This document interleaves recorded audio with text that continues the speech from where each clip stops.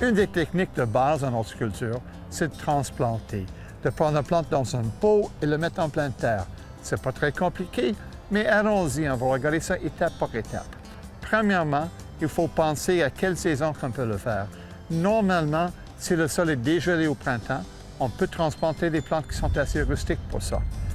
Si vous avez une plante qui n'aime pas le froid comme ce bananier, attendez que le sol se réchauffe. On va être au mois de juin pour une plante semblable. Pour les vivaces ou les arbustes, on peut les transplanter au printemps ou l'été ou à l'automne. Une plante en pot, il n'y a pas vraiment de saison particulière. Pour le jardinier, par contre, c'est plus facile quand il fait frais. Donc au printemps ou l'automne, c'est logique. Maintenant, si c'est une plante que vous avez semée ou une bouture de l'intérieur, dans ce cas-là, il faut acclimater la plante avant de la transplanter. Le mettre 2-3 jours à la mi-ombre, 2-3 jours au soleil avant de le mettre en pleine terre. Et avec ça, vous allez bien réussir. Maintenant, la technique de base, vraiment pas très compliquée. On va creuser un trou dans le sol de la même profondeur que la motte de racine, peu importe la grosseur du pot. Pas besoin d'aller plus en profondeur, on veut que ça se repose sur une surface solide.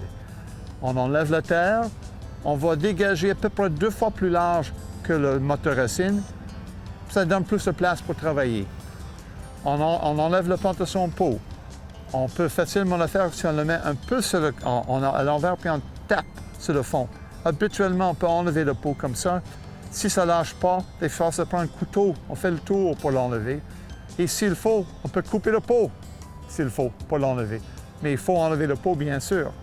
Une fois que vous avez le trou de près, la plante est sortie de son pot, il faut penser maintenant qu'est-ce que vous allez rajouter au sol pour stimuler l'enracinement. Et pour ça, je recommande un engrais qui contient une certaine proportion de phosphore, le deuxième chiffre. Ici, vous avez l'engrais transplanteur avec des sols qui contient de l'os moulu. C'est un mélange d'engrais de poule avec de l'os moulu. Vous avez donc un effet instantané avec l'engrais de poule qui va déjà dégager du phosphore tout de suite au départ, et par la suite l'os moulu qui va se libérer plus lentement sur 1 an, 2 ans et même plus loin. Donc un excellent produit pour commencer la vie de votre nouvelle plante.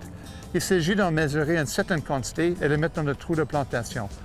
Des fois, je vais remplir le creux de ma main avec l'engrais, après ça par pot, mais finalement, j'y vais au pif et j'en rajoute. Par la suite, remplissez le trou, tassez avec vos mains, avec votre pied pour que ce soit bien solide. Et la dernière chose qu'il faut faire, c'est de simplement bien arroser et vous avez bien parti votre nouvelle plante.